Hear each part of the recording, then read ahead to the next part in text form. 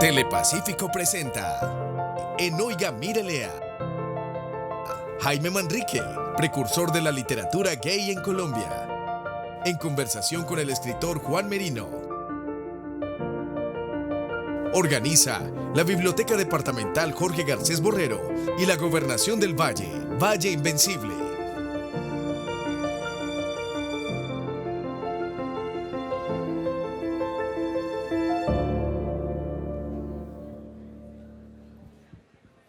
Hola, muy buenas noches.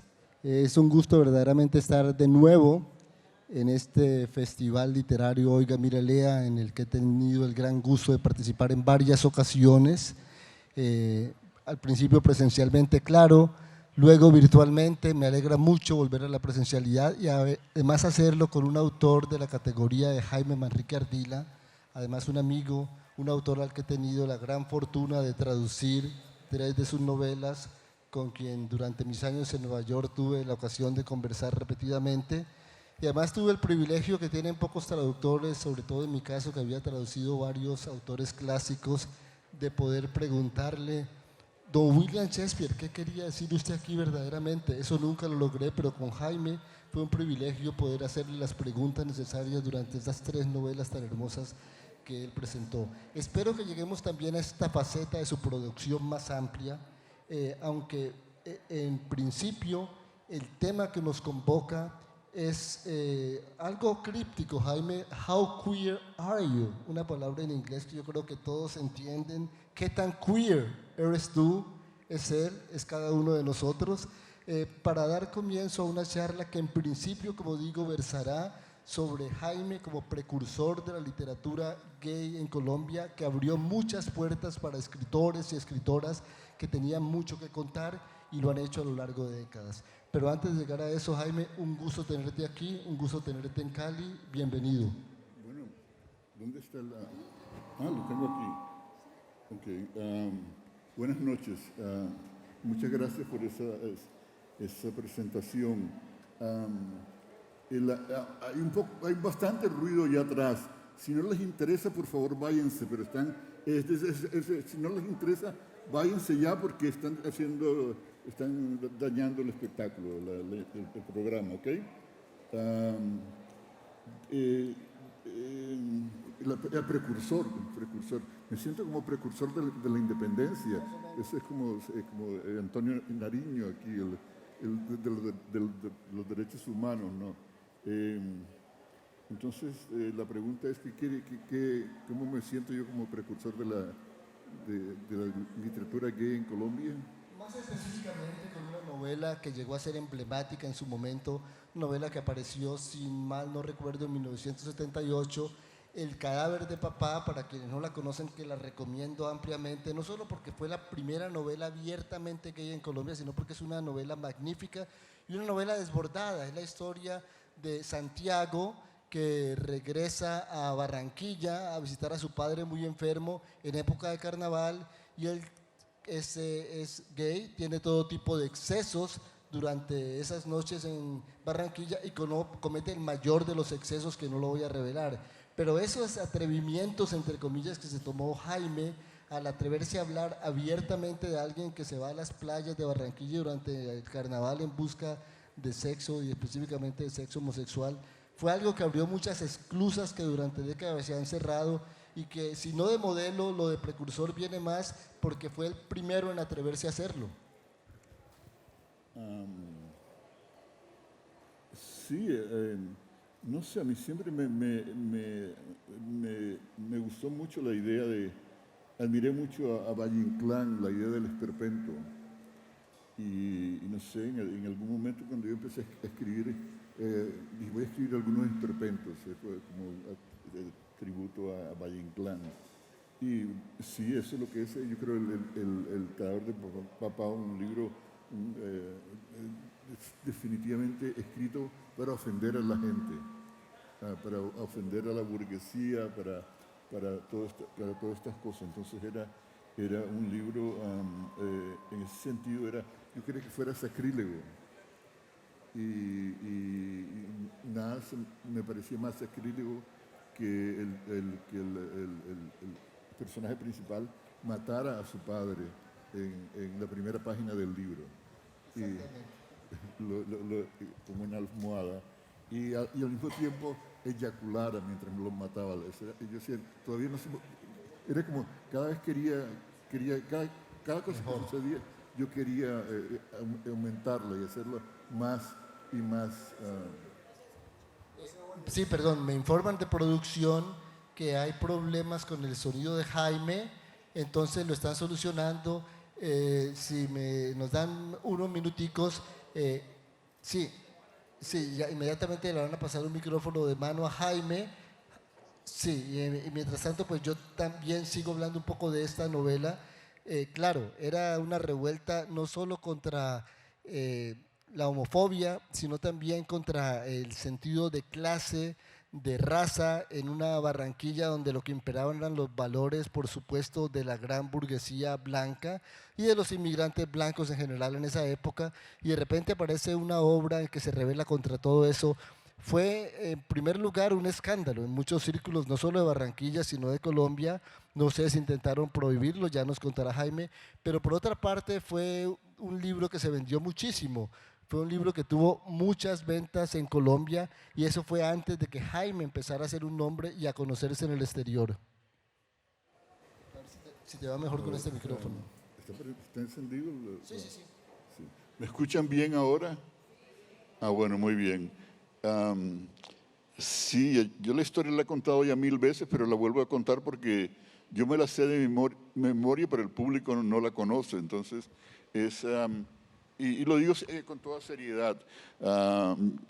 Estaba viviendo en Madrid, yo fui a Madrid a convertirme en poeta. Yo quería ser un poeta suicida, como los grandes poetas suicidas norteamericanos, como Sylvia Plath, los poetas extremistas, y yo los estaba traduciendo a todos ellos.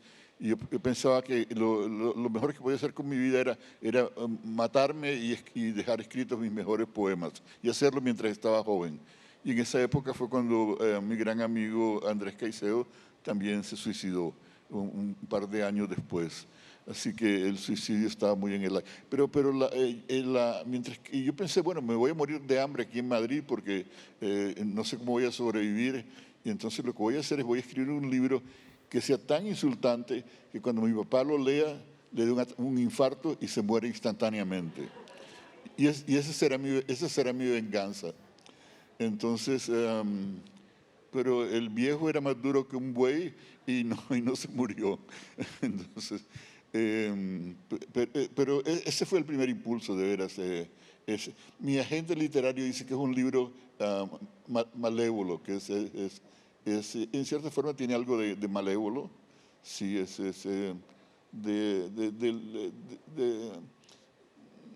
de la juventud que es insolente y no le tiene miedo a nadie, y todo lo que quiere hacer es atraer la atención del público, y la única forma que encuentra es de ser entre más ofensivo, mejor. Entonces esa es la idea del Cadáver de Papá. Y bueno, y entonces seguí, como era el último día de carnaval. La teoría mía del carnaval es de que la gente se disfraza de carnaval no para ocultarse, sino para revelar quiénes son. Porque cuando la gente tiene puesto una máscara, entonces realmente revelan quiénes son por debajo, porque uno no sabe, ¿no? Entonces, ¿quiénes son esas personas? Es total impunidad el enmascararse. Y entonces fue como desenmascarar todo esto del carnaval, toda la Barranquilla. Yo diría que es una ciudad, o era, como gran parte de la costa y del país, muy machista toda la cultura costeña. Pero en esos días de carnaval, cientos, miles de hombres se visten de mujeres travestis, y hay sexo por todas partes, y hombres con hombres, mujeres con mujeres y todas estas cosas, y es una bacanalia. Entonces yo quería escribir acerca de eso. También quería escribir acerca de las raíces africanas del carnaval, que se hablaba muy poco de eso en esa época. Y claro, cuando era la fiesta que había adoptado la burguesía y en los clubes sociales y todas estas cosas, y había los desfiles del pueblo y todo, pero el carnaval en esencia es totalmente africano. Entonces es como por un momento de unos días la ciudad admite que realmente sus raíces no son españolas, como creen la mayoría de los colombianos burgueses de Barranquilla, sino realmente africanos. Cosas así, yo no sé, eran una serie de mitos que yo quería destruir o atacar o desmenuzar.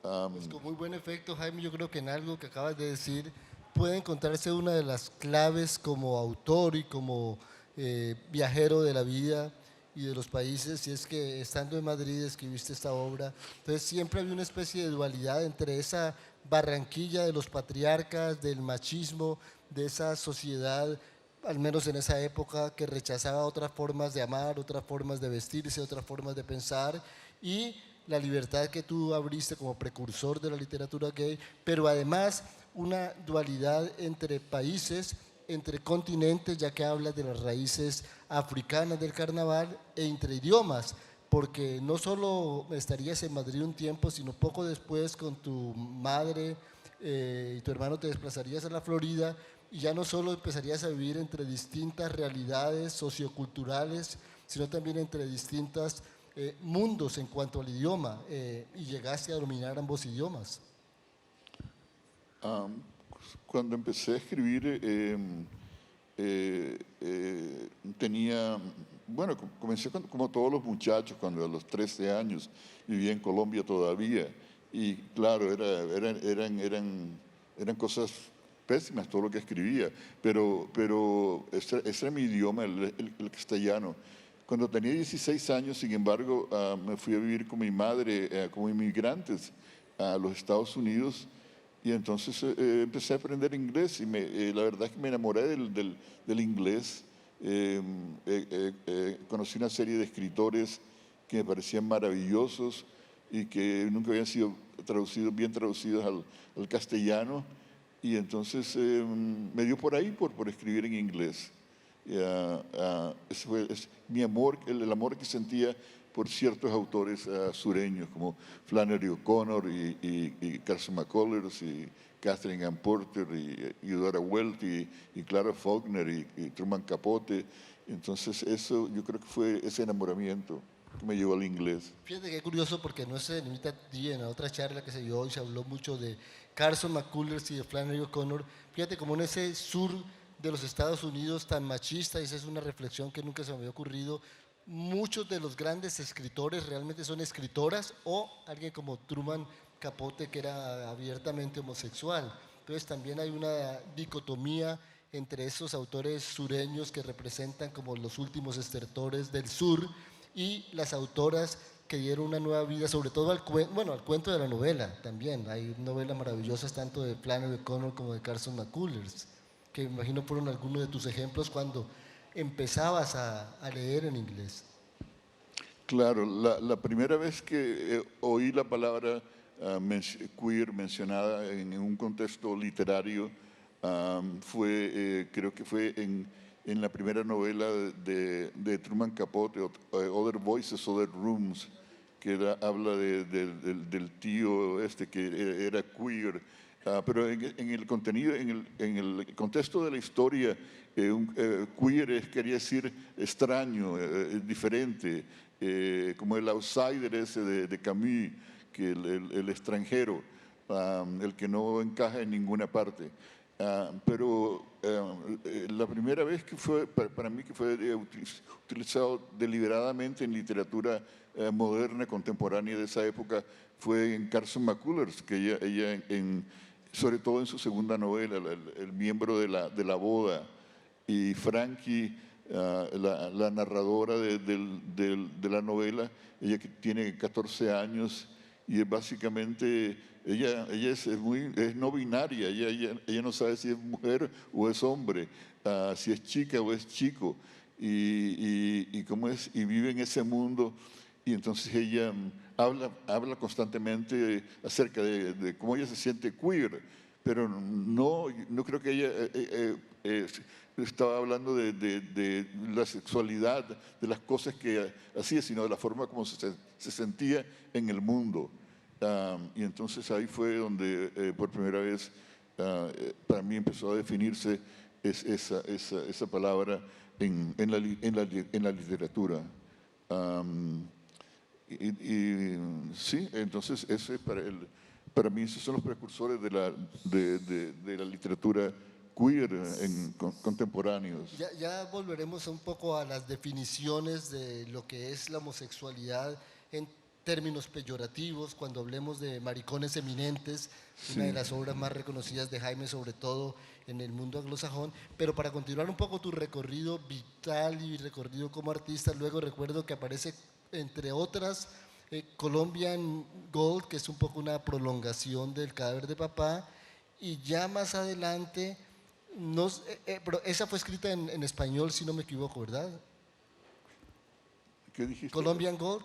La escribí en español y después fue traducida. Sí, entonces, la primera obra que reescribiste en inglés fue Latin Moon in Manhattan, que empecé a traducir por distintas circunstancias, no pude terminar, pero así nos conocimos Jaime y yo, y seguimos colaborando. Pero en esta obra aparece un personaje también gay, pero que vive en Queens. No, la familia vive en Queens, él vive en un Times Square de aquella época, muy anterior al Times Square turístico, y hoy en día un Times Square en que era completamente decadente, en una época muy dura de Nueva York, y también se llama Santiago. ¿Hay alguna continuidad con esa primera novela? Sí, de pronto ya en esa época yo comencé a escribir el libro en 1982, por ahí, Latin Moon in Manhattan. Y cómo es, no había muchas novelas primero de colombianos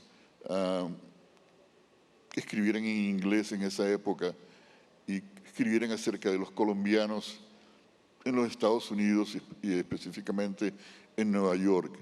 Entonces, y era una forma para mí de finalmente salir del closet, del armario.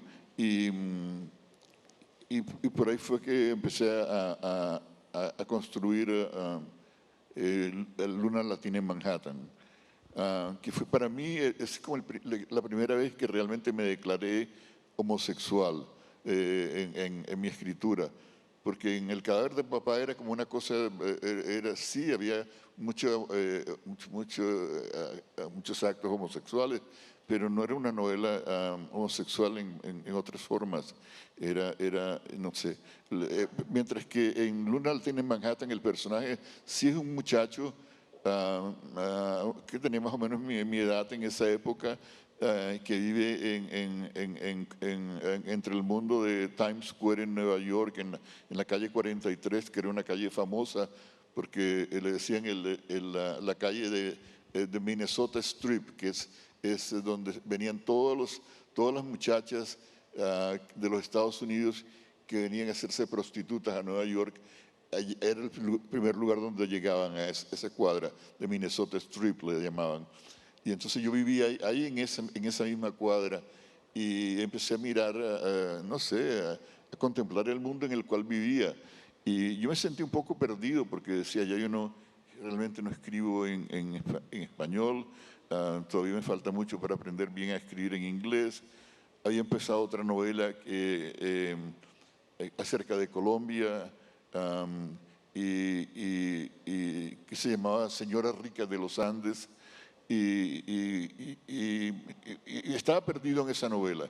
Entonces un día, hablando con una amiga mía que es una escritora norteamericana bastante conocida ahora, Lorrie Moore, yo no sé si ustedes la conocen, la novelista, y Lorrie y yo hablamos acerca de cosas, siempre de temas, de lo que estábamos escribiendo y cómo lo estábamos escribiendo. Y entonces eran juegos, como él lo me dijo un día, ¿cuál es la primera frase de la novela que estás escribiendo? Entonces yo le dije, y era la primera frase del libro Rich Ladies of the Andes. Entonces le dije, hace 9.000 años, y Lorri me dijo, Jaime, para ahí mismo, escribe acerca del subway. Y entonces fue como, de pronto me di cuenta que lo que ella me estaba diciendo era, escribe acerca de tu vida ahora, aquí, lo que tú vives día a día. Y tu escritura va a cambiar y te va a complacer mucho más y vas a realizarte como escritor. Y entonces empecé a escribir acerca del subway. Realmente la novela comienza cuando Santiago está en el subway, el rumbo va de Times Square a visitar a la familia de él en Queens, en Jackson Heights. Y es como, sí, no sé. Sí, no, bueno, de todos modos también. Es una de las maravillas cuando uno vive en Nueva York, de que no solamente es una ciudad maravillosa, sino que son muchas ciudades y muchos mundos, ¿no? Entonces, de ir de Times Square en cualquier época, pero en esa época en particular en que estaba Hell's Kitchen, la cocina del diablo, o sea, ya se imaginarán qué tipo de zona era aquella, a esta zona de prostitución y de los peep holes, que había hombres solitarios que se iban a mirar por un agujerito, pobres mujeres que se desnudaban dentro de unos cuartuchos. Por 25 centavos. Sí, por 25 quarter, centavos de dólar. O sea, sí, hasta tal punto llegó la necesidad de mujeres de ganarse la vida y la soledad de muchos hombres en Nueva York de no poder establecer verdaderas relaciones. Era una época en que Nueva York estaba en plena decadencia en cuanto al crimen, en cuanto al abandono de Alphabet City, por ejemplo. Todo eso era una ciudad para escapar, no para visitar y mucho menos para ir de turista. Pero a Jaime le tocó esa época y sin embargo ese viaje, que era simplemente, entre comillas, tomar un subway, atravesar un puente y llegar a Jackson Heights, era llegar a otro país, era llegar a lo que es la pequeña Colombia, o en otra parte la pequeña India, etcétera, pero en especial la pequeña Colombia, era como volver hasta cierto punto a la patria, ¿no? Sí, todavía lo es. Yo tengo un amigo en Nueva York que cuando le preguntan ¿de dónde eres tú? Él dice, de Colombia. Y dicen, ¿pero de qué parte de Colombia? Él dice, de Jackson Heights, porque realmente Jackson Heights es también Colombia. Entonces, bueno, empecé a escribir acerca de eso, de los latinos, como en esa época se llamaban Hispanics, nos llamábamos Hispanics, pero los descendientes de los latinos, ahora dicen Latinx y no sé qué cosa, y en los Estados Unidos. No había muchos ejemplos en Norteamérica de esa clase de literatura. Algunos escritores chicanos habían escrito libros que habían publicado en muy pequeñas casas editoriales que publicaban 50 libros o lo que fuera y eran leídos ávidamente, pero por un público pequeñísimo porque no circulaban en absoluto. La gente no estaba interesada en la literatura acerca de los latinos en los Estados Unidos. Y entonces en esa época Óscar Hijuelos, el escritor cubano-americano, se ganó el premio Pulitzer por la novela Los Reyes del Mambo, los Reyes bailan canciones de amor, canciones de amor, sí. Y entonces se puso de pronto de moda la literatura latinoamericana. Tenían que crearla de la nada, porque latina, porque ese libro fue una sensación y se vendieron cientos de miles de copias. Entonces, yo llevaba un tiempo escribiendo la novela Latin Moon in Manhattan, se la había mostrado a varios editores, todos me han dicho, no Jaime, yo no sé para quién es esta novela, quién va a leer este libro aquí, esto no le interesa a nadie. Pero cuando el libro de Oscar se ganó el Pulitzer, a la semana siguiente yo la envié la novela de nuevo y enseguida la vendí, era como que era todo, había cambiado todo, ese es el mundo editorial. Yo sé que nosotros tenemos muchas, o sea, pensamos de que el mundo editorial es una cosa muy idealista y que lo que están buscando es publicar grandes escritores y maestros y esto, pero el mundo editorial lo que está buscando siempre es la venta, el dinero, no, el comercio, es una expresión del capitalismo. Entonces hubo toda una explosión un renacimiento de escritores latinos que escribían en inglés. Algunos habían nacido en los Estados Unidos, otros no, otros habían llegado pequeños, de niños, y empezaron a escribir en inglés. Y yo ahí me metí en medio de todo eso. Yo había empezado a escribir en inglés como a los 20 y pico de años, y por ahí continué, Esa fue mi trayectoria por varios años. Escribí un par de libros que eran acerca de inmigrantes y sobre todo muy autobiográficos acerca de mi vida, la vida de mi familia en los Estados Unidos, en Nueva York, en la Florida y todas estas cosas. Y llegó un momento en el que finalmente ya no podía escribir más acerca de mí, ni acerca de mi familia. Me enfermé, cada vez que decía yo en el libro estaba escribiendo de yo, odiaba ese personaje que se suponía que fuera yo. No podía soportarlo más porque ya llevo tanto tiempo escribiendo, y no era tanto tiempo, 2 o 3 años, escribiendo acerca de mí, de mi familia, de todas estas cosas, que ya no puedo pensar más en escribir acerca de esto. Y fue ahí cuando comencé a pensar empecé a escribir novelas históricas y escribí Nuestras vidas son los ríos, la novela acerca de Manuela Sáenz. Pero bueno, Maricones Eminentes no fue anterior a Nuestras vidas son los ríos. Sí, pero no era ficción, era un libro, era un libro de ensayos. Entonces, sí, pero lo digo yo no solamente porque yo creo que es una obra muy importante en la trayectoria de Jaime y más aún en los Estados Unidos y en el mundo anglosajón. El título en inglés, que es prácticamente idéntico, Eminent Maricones, hace referencia a un libro de un británico que es Victorianos Eminentes, ¿se llama? Sí, Eminent Victorians. Realmente es como acoger esa palabra aparentemente tan peyorativa como maricones y convertirla en algo, ¿por qué no pueden ser eminentes? Pues en el caso de Jaime, tomó 3 de sus grandes héroes literarios, también homosexuales, gay, fagos, maricones, queer, locas, como los quieran llamar, el gran escritor argentino Manuel Puig, Reinaldo Arena y Federico García Lorca. Entonces, no era ficción, pero tenía el toque, por una parte, de la capacidad de novelar de Jaime y por otra parte, el otro aspecto de su creación, que es la poesía. También había publicado varios libros de poesía, sobre todo en español.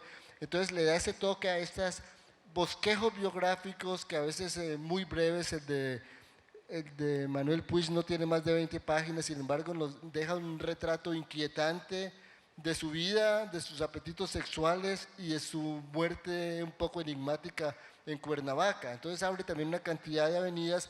Este libro yo creo no ha sido lo suficientemente comentado, difundido en Colombia, merece serlo. En Estados Unidos tuvo excelentes reseñas. Yo recuerdo haber leído una en el Washington Post muy elogiosa y en otros grandes medios norteamericanos. O sea, la recepción en Estados Unidos fue verdaderamente buena para este libro, ¿no, Jaime? Sí, era como que ya había cambiado yo de estatus al escribir ese libro, pero ese libro yo lo escribí como una protesta política, era un manifiesto político, porque Puig y Arenas habían muerto de SIDA y muchos de mis amigos habían muerto de SIDA, y entonces yo quería escribir acerca del tema del SIDA. Sobre todo en relación a la cultura latina, porque el SIDA era una palabra que no se mencionaba en la cultura latinoamericana ni latina. Muchos amigos míos en Colombia murieron de SIDA y ninguna familia dijo murió de SIDA. No, se suicidó, lo mató un carro, le dio una gripe fuerte, se ahogó, pero todos murieron de SIDA, todos los amigos de mi generación. Entonces, para mí era un gesto político escribir ese libro y decir, esto es lo que la gente no se atreve a decir y aquí está. Y entonces yo decidí incluirme a mí como uno de los personajes, porque yo conocía a Puig, que había sido mi maestro, y Reinaldo Arenas había sido mi vecino. Entonces era como que ese fue el libro que cambió muchas cosas para mí. Por ejemplo, Susan Sontag me escribió una nota que le había encantado lo que yo he escrito acerca de Reinaldo Arenas, y me invitó a una fiesta para que la conociera ella personalmente. Y entonces yo me di cuenta, no, esto ha cambiado bastante. Ha cambiado para mí. Ya no soy simplemente un escritor latino, sino alguien que puede escribir acerca de temas que ya son como más universales, porque ya el SIDA estaba apareciendo en todo el mundo y mucha gente se estaba muriendo en muchas partes del mundo. Entonces, sí, ese libro fue importante porque, claro, a mí me encanta escribir ensayos. Yo sería feliz escribiendo ensayos, pero no, soy muy flojo para escribirlos. Y también, también que no sé qué iba a decir. No, pero que también te abrió muchas puertas, así como el cadáver de papá le abrió muchas puertas a muchas personas. Eso Sí. también, además porque tenían una doble condición, por una parte el de ser homosexuales declarados abiertamente y por otra parte los tres haber sufrido persecuciones de distintos tipos. En el caso de Puig, pues durante mucho tiempo en Argentina no fue reconocido por haber escrito libros. Al principio eran muy bien recibidas sus obras, pero ya cuando se lanzó con obras muchísimo más abiertas y más radicalmente homosexuales y gráficas, pues empezó a ser rechazado por la inteligencia argentina. En el caso de Federico García Lorca, como todos sabemos, terminó siendo fusilado por un escuadrón falangista, y en el caso de Reinaldo Arena, pues este era también difícil de publicitar porque en una época la Revolución Cubana y el Che Guevara tuvieron muy buena prensa y muy buenas amistades entre los grandes escritores latinoamericanos. Entonces era difícil hablar de alguien a quien perseguía políticamente y literariamente en el régimen de Castro. Eso no estaba bien visto porque si los ídolos nuestros estaban escribiendo a favor de la Revolución Cubana, ¿cómo alguien se iba a atrever a criticarla? Y Reinaldo Arenas, como tú sabes, yo lo alcancé a conocer, sufrió enormemente y también cuando llegó a Nueva York ya estaba bastante disminuido moralmente y físicamente, ¿no? Sí, sí. Y todavía no es muy conocido en Latinoamérica. Y mucha gente ha visto la película antes de que anochezca, pero nadie sabe quién fue Reinaldo Arenas, no saben qué es la historia de Reinaldo Arenas. Entonces, yo creo que tiene que ver por la cosa política, ¿no? De que la izquierda latinoamericana tengo que decirlo, yo soy izquierdista, yo no soy derechista para nada, si soy algo es izquierdista, pero el izquierdismo latinoamericano en esa época era profundamente homofóbico. Era un rechazo total contra todo el que fuera homofóbico. Yo tenía un tío que era miembro del Partido Comunista en Colombia, y él daba becas a los colombianos para que fueran a estudiar a Moscú. Y yo le dije, oye, ¿por qué no me mandas a mí también a estudiar a Moscú? Yo, porque siempre he sido amante de la literatura rusa. Me dijo, no, porque es que en Rusia no existe ese problema del occidente, de la degeneración homosexual, y por eso tú no puedes ir a Rusia. Y entonces es como que allá no existe ese problema. Entonces, no sé, toda esa parte de mi vida fue dedicada mucho a escribir de una forma muy militante, que a mí personalmente creo que me salvó la vida. Y después ya, cuando ya la gente dejó de morir así como moscas de esto, ya fue cuando empecé a escribir acerca de personajes históricos, pero todos eran personajes queer. Manuela Sáenz, yo no sé si era lesbiana o no, pero realmente no era binaria. Yo creo que ella era mujer y hombre y no le importaba ser uno o el otro. Era sexual. Pero en esa época la acusaron de hermafrodita. Entonces ella era queer sin serlo, sin que existiera esa palabra en esa época. Y realmente cuando salía a la calle en Bogotá con sus esclavas en los caballos, las insultaban, les tiraban piedras y todas estas cosas, porque ella se vestía de soldado. O sea que era un personaje queer. Después escribió una novela sobre Cervantes, y también en cierta forma es una novela queer, aunque Cervantes no fue queer, pero al escribir acerca de toda esa época, empecé a escribir acerca del tráfico de los niños en el Mediterráneo, como los turcos se llevaban, invadían países, se llevaban cientos de niños para sus harenes de niños y estas cosas. Y Cervantes mismo escribió una obra de teatro acerca de eso, Los Baños de Argel, que es una obra de teatro bastante buena. Y el archienemigo de Cervantes odia a Cervantes tanto que al final de su vida se da cuenta que Cervantes es el gran amor de su vida, porque él nunca amó a nadie con el odio que sintió por Cervantes. Entonces, en cierta forma, también es otro aspecto queer que entró en mi literatura. De allá para acá ya no me he preocupado nunca por pensar en quién soy, para quién escribo, quién va a leer mis libros, a quiénes les interesa. Ya yo sé quién soy como persona.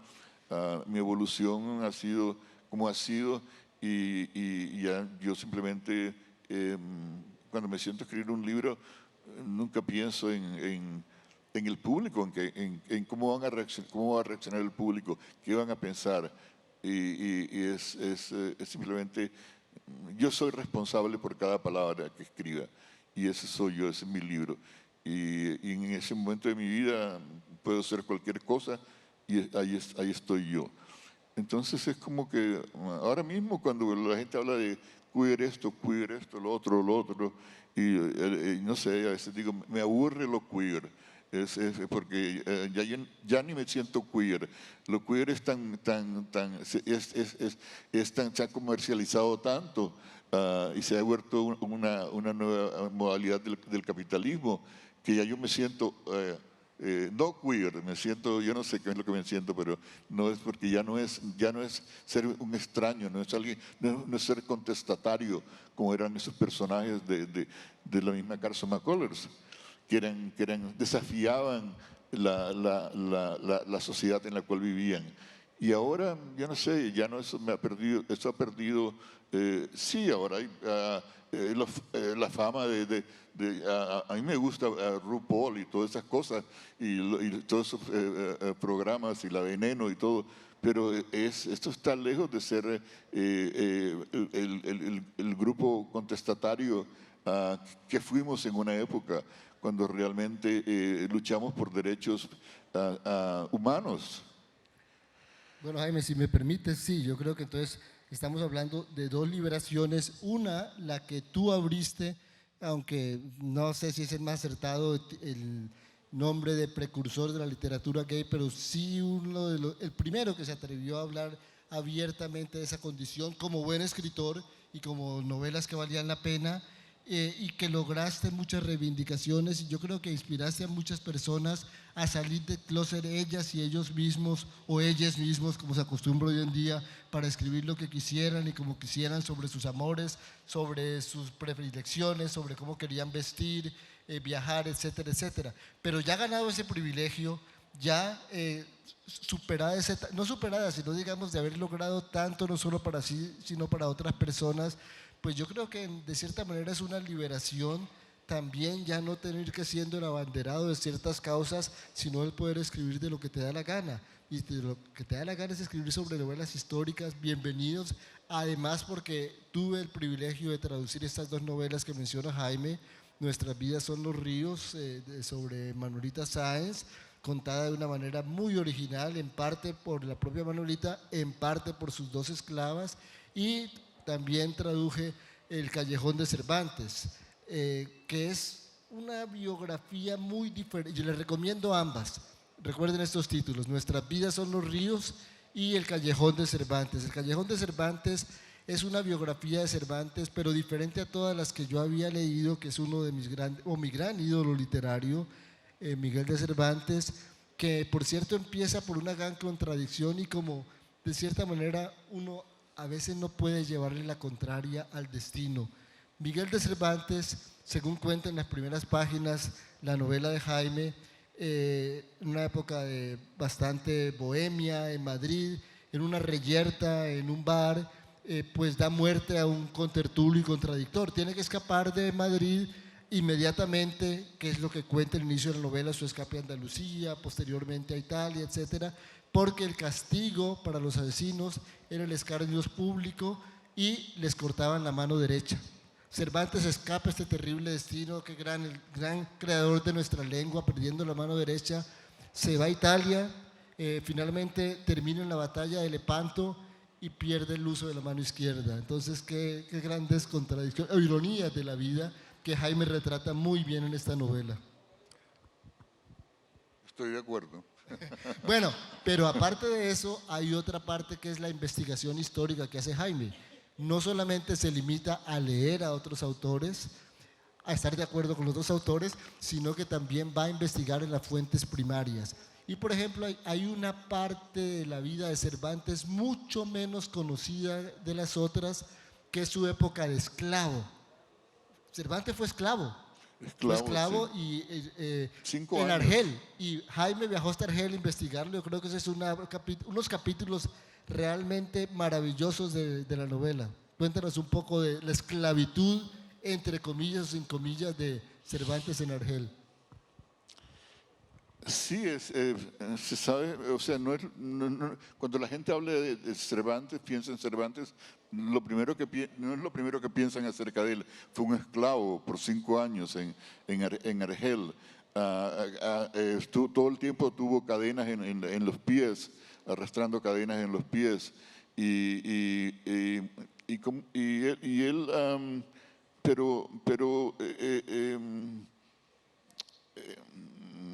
Bueno, no sé a dónde quería ir con eso de Cervantes. Bueno, de la esclavitud, de que la esclavitud es uno de los temas que más me preocupan a mí. Siempre me han preocupado y siempre es algo que porque me parece que la esclavitud es el crimen más grande que se puede cometer contra otro ser humano, porque es quitarle la dignidad al ser humano. Y entonces de la esclavitud en los tiempos romanos y antes de los romanos, no tenía nada que ver con el color, eran los más fuertes, invadían a los otros pueblos, si eran blancos, todos los invadían también y los convertían en esclavos. Pero la esclavitud es todavía una de las causas por las cuales la humanidad sigue siendo tan... muchos de los problemas que tenemos hoy en día vienen todavía de la lacra esa de la esclavitud, de esclavizar a otros, de convertirlos en no seres humanos, de deshumanizarlos. Y eso me interesa mucho a mí y ahora hoy en día es algo acerca de lo que estoy tratando de escribir más y más. Entonces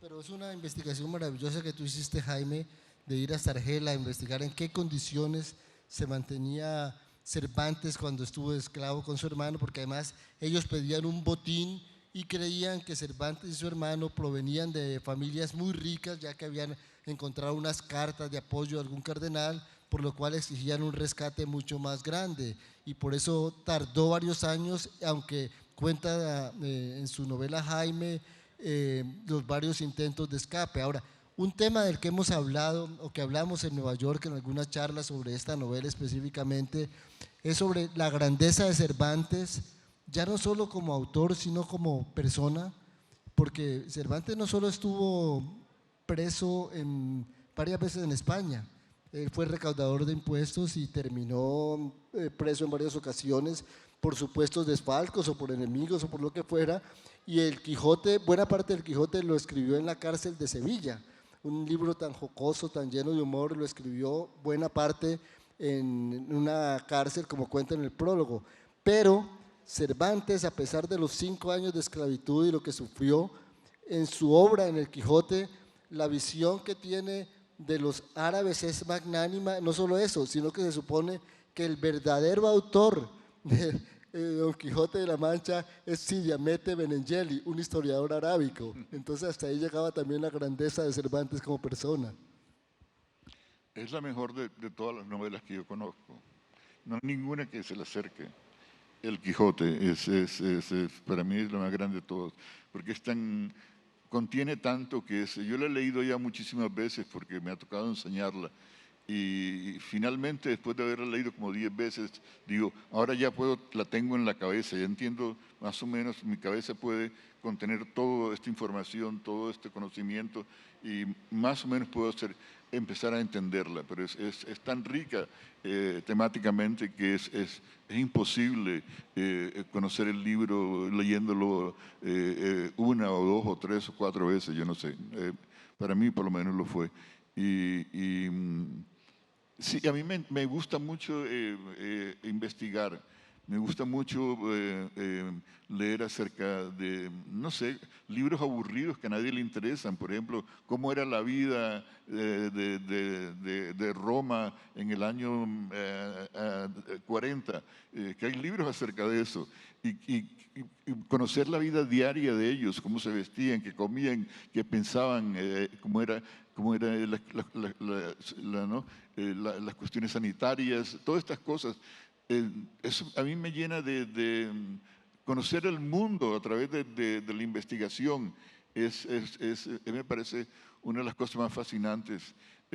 Uno de los regalos, el mejor regalo que me ha legado para mí escribir novelas históricas. Probablemente creo que ya no volveré a escribir otra novela histórica porque siempre se demoran 6, 7, 8 años y ya no quiero dedicarle tanto tiempo a un libro, a esos libros.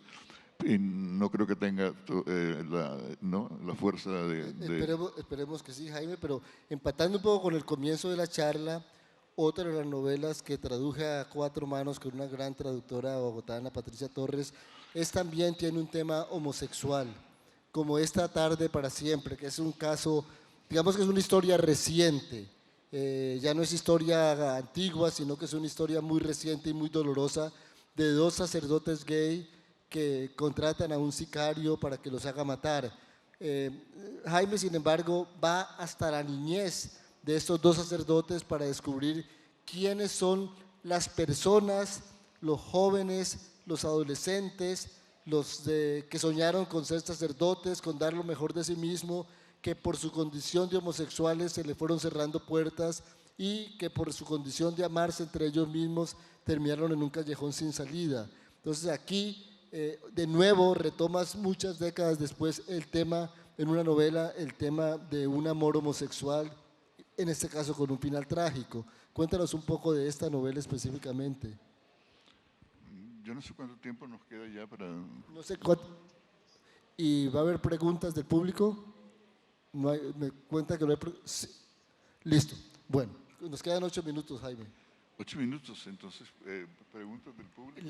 Nos dicen que las preguntas las haremos con un cafecito a la salida. Ah, la salida, ok, sí, bueno, sí. entonces... bueno, sí, para mí fue muy satisfactorio escribir esa novela, sobre todo por todo lo que pude descubrir acerca de los falsos positivos. Y quiero darle las gracias públicas a 2 estudiantes en particular de la Universidad del Valle, a Jimmy Luna y a Julián Mauricio Gómez, que Jimmy está acá, Jimmy, gracias, que me proporcionaron muchísimo ¿cómo es? Material. Y a veces los escritores de novelas históricas tienen que tener asistentes para que les haga la investigación, porque puede ser tan vasto y tiene tantos vericuetos. Pero yo creo que ahora ya existe otra narrativa acerca de qué sucedió, cómo fue realmente la vida de esos sacerdotes. Tengo entendido que están haciendo una película y el otro día me llamó el director de la película, y entonces me dijo, que no sé qué, que quiero hablar contigo, y todas las preguntas que me hacían eran totalmente estúpidas. Y yo dije, finalmente le dije, ¿tú eres homosexual? Me dijo, no. Entonces le dije, ¿y en tu equipo de trabajadores hay algún homosexual? Me dijo, no. Y de los investigadores, me dijo, no. Entonces, con razón me haces todas estas preguntas tan estúpidas porque no sabes lo que estás hablando. Entonces me dijo, porque la familia de ellos me dijeron que ellos no eran homosexuales. Le dije, todavía más estúpido aún, porque las familias nunca van a decir la verdad de eso. Ninguna familia va a decir, mi tío, mi primo, mi hijo fue un cura marica. O sea, ninguna familia lo va a admitir. Entonces es importante siempre estar muy vigilante. No sé, a lo mejor la película sale, va a ser un gran éxito de público, espero que sí, yo no sé, pero va a ser una cosa totalmente falsa y es ¿no? dictada por las necesidades económicas y de estas cosas. Bueno, ya como finalizando, hablamos casi al inicio de la charla de esas varios ambientes en que te has movido, entre ellos los dos idiomas, pero definitivamente, al menos para la prosa, encontraste tu hogar en el inglés. Para la prosa sí, creo que sí. Aunque no sé qué va a suceder ahora. Ya dejé de enseñar después de 35 años de estar enseñando y quiero, no sé, a lo mejor me voy a ir a vivir a España porque quiero vivir en un ambiente tranquilo y más o menos con orden y sin ¿cómo es? El espectro del fascismo que es tan importante en los Estados Unidos ahora, que se ve en todas partes con Trump y toda esta gente maligna, y no quiero vivir ya dentro de esa sociedad. Entonces estoy buscando otras sociedades donde pueda escribir de otras formas y de sentirme, no de sentirme envenenado todo el tiempo, porque eso es lo que produce vivir cuando uno vive bajo una tiranía. Jaime, seguimos aquí hablando con el público, pero ya lo que es la transmisión la vamos a despedir, entonces pues un saludo a todos los televidentes, ha sido un gusto que nos acompañen y esperamos que sigan asistiendo a las transmisiones de este festival Oiga, Mire, Lea. Gracias, Juan, y gracias a todos ustedes. Gracias. Sí, finalmente, además del público, un público que realmente ha estado muy atento, quiero dar las gracias a la Biblioteca Departamental, a Catalina Villa Zapata, sí, directora del festival, y a la Gobernación del Valle, que auspicia también este evento. Muchas gracias a todos y aquí seguimos en Oiga, Mire, Lea. Sí.